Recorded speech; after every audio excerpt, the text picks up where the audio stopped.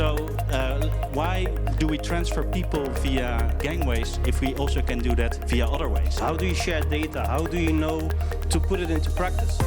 Exchange those data, exchange our knowledge, not only in this region but also in the Netherlands and beyond that. I'll ask Leroy in the field to enable the drone. And the second UAV has taken off also. Today is a whole event showing digital airspace management.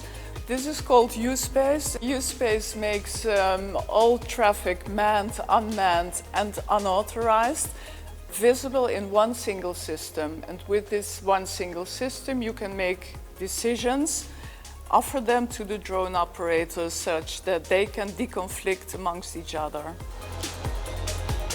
This afternoon is exciting because we will show a number of more complex drone operations, delivering goods, delivering heavier packages of goods. So that is the future. We expect that there will be an important market for these services.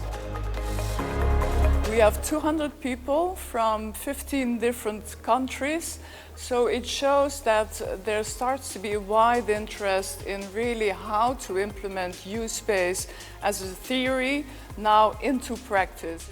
We're happy to be in this environment and being able to listen and learn. The amount of traffic is rising, so you need to set up this ecosystem to be sure that when the traffic is there, you also can manage it in a proper way.